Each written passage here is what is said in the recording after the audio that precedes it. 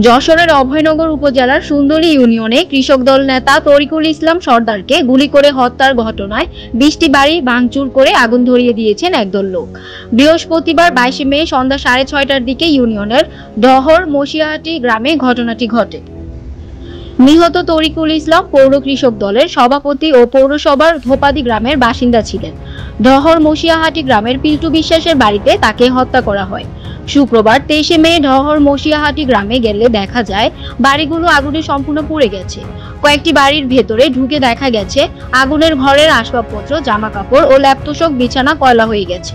সবকিছু নিয়ে পলাবো এমন সময় আগুন ধরাই দিচ্ছিল, এই কারণে আমরা কোনো জায়গায় যেতে পারিনি।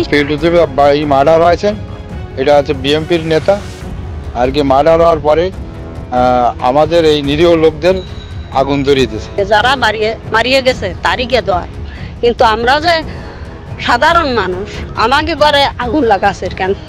ভুক্তভোগীরা জানান, হত্যাকাণ্ডের পর একদল লোক ডহর মসিয়াহাটিতে এসে ঘরে থাকা টাকা, স্বর্ণ লুট করার পর একের পর এক বাড়িতে আগুন দেয়। অনেককে মারধর করা হয়। আগুনে ধানের গোলা, বসতঘর ও গোয়ালঘর পুড়ে ছাই হয়ে গেছে। অন্তত 5টি মোটরসাইকেল আগুনে পুড়ে যায়। হত্যাকাণ্ডের পর রাত 9টার দিকে সুন্দরী ইউনিয়নের সুন্দরী বাজারে 4টি দোকান লুট করা হয় ও 5টি দোকান ভাঙচুর করা হয়। বাজার থেকে ইলেকট্রিক মিস্ত্রি সুব্রত মণ্ডলের মোটরসাইকেল নিয়ে গেছেন নাম না জানা লোকজন। ভুক্তভোগী এক নারী কান্নাজড়িত কণ্ঠে জানান, বাড়ির কোনো কিছুই অবশিষ্ট নেই, সব আগুনে পুড়ে গেছে। পাসপোর্ট ও ঔষধ ছিল, তার সবই পুড়ে গেছে। কি কি হারিয়েছেন এর তালিকা করতে বললে তিনি জানান, তালিকা করে কোনো লাভ নেই, কোনো কিছুই আর ফিরে পাবো না। বাড়ির 6টি মানুষ বেঁচে আছি, এটাই অনেক।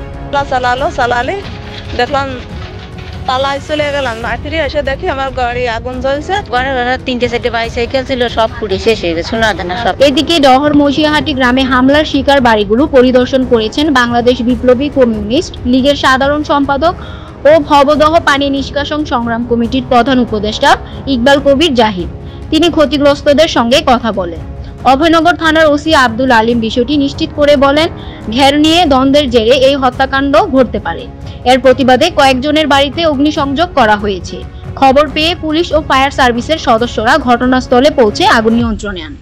এই ঘটনায় যারা এই হত্যাকাণ্ডের সাথে এবং এই আগুন জ্বালিয়ে দেওয়ার ঘটনায় জড়িত রয়েছে তাদেরকে আমরা শনাক্তের চেষ্টা চালাচ্ছি, তাদেরকে গ্রেফতারের চেষ্টা অব্যাহত রয়েছে।